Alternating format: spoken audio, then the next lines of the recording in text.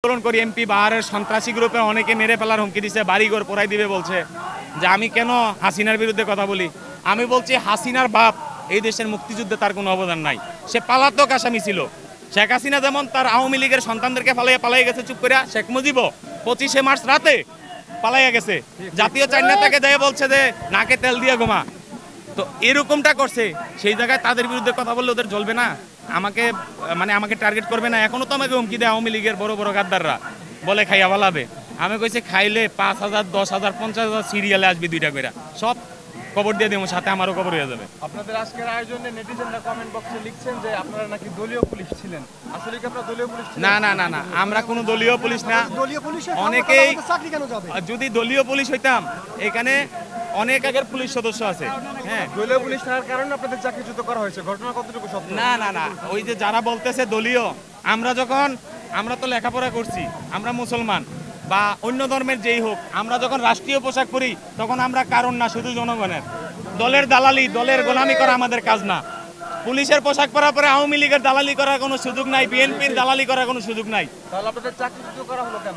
এই যে চাকরিচ্যুত করা হয়েছে, এসপি স্যার যদি রাতের বেলা আমি দেখি ঘুম থেকে ওইটা ট্রাং টানাটানি করে, অস্ত্রাগার থেকে ট্রাং বের করে গাড়িতে উঠায়, এটা দেখা আমার অপরাধ না?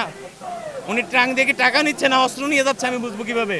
এটা দেখা যদি অপরাধ হয়, যে কোনো ইস্যু এনে আমাকে কি বাইর করবে না চাকরি থেকে? জাকির হোসেন মজুমদার, উনি রাতের বেলা আড়াই সাহেবের সাথে ট্রাং দরাদরি করে বাইর হয়েছে, ঠিক আছে? এখন কোথায় আমি জানি না, কারণ ওনাদের রদবদল হয়েছে অনেক।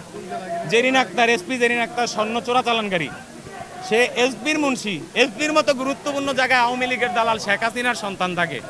জেরিন আক্তার পিপিএম, ও পিপিএম পায় কিভাবে? ও কি এমন কাজ করছে ওরে পিপিএম দেওয়া হয়েছে?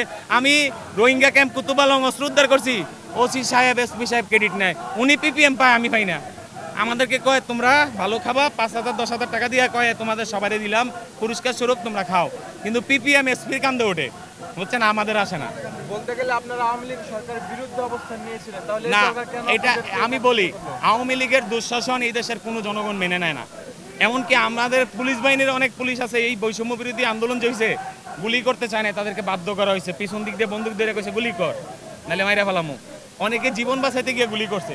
আর অনেকেই আছে, যেমন ছাত্রলীগের আমার জানা অনেক পুলিশ সদস্য ছাত্রলীগের ক্যাডার, যেমন রেলমন্ত্রী ছিল সাবেক, তার নিয়োগকৃত ছেলে আছে, এলজিডি মন্ত্রী, তার নিয়োগকৃত পুলিশ সদস্য এখনো চাকরি করে। ওরা হুমকি দেয়, নিয়োগ বাণিজ্য করে, ওরা চাকরি করে। আর আমাদের মতো দেশপ্রেমিকরা রাস্তায় রাস্তায়।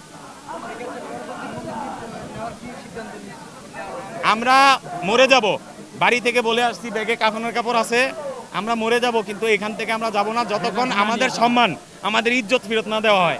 আমাদের ইজ্জত হলো এই পোশাক, কারণ আমাদের দেশ জাতি গ্রাম প্রত্যেকটা মানুষ, আমার ফেসবুক আইডিটাতে ঢুকে দেখবেন আমি যে একজন পুলিশ, কোনোদিন আমাকে একটা গালি দেয় নাই জনগণ। কারণ যদি পুলিশ ভালো কাজ করে, পুলিশকে কেউ গালি দিবে না, এটা আমার বিশ্বাস। এবং আমাকে কোনোদিন কেউ গালি দেয় নাই যে আমি পুলিশ, আমাকে কেউ গালি দেয় নাই। কিন্তু অনেক পুলিশের পোস্ট দেখলেই দেখি গালাগালি করে, মারা গেলে বলে আলহামদুলিল্লাহ। কিন্তু আমি সোহেলরা বিশ্বাস করি, আমি মারা গেলে কেউ আলহামদুলিল্লাহ লাগবে না, কান্নাকাটি করবে। আমি যখন কুতুবালং রোহিঙ্গা ক্যাম্প থেকে চলে আসি, না হইলো 2,000 মানুষ আমাকে ব্যারিকেড দিছে, স্যার আপনি যেতে পারবেন না। আমি বলছি আমি তোমাদের স্যার না, আমি তোমাদের একজন ভাই। ওদেরকে অনেক আদর করতাম, ভালোবাসতাম। ছোট ছোট বাচ্চা কান্নাকাটি, এইভাবেই চাকরি করা উচিত। আমরা যেন চাকরি করার সময় আমাদের সার্ভিস দেখলে জনগণ যেন আমরা চলে যাওয়ার সময় কান্না করে। আমরা ওই পুলিশ, আমরা ওই গাদ্দার পুলিশ না।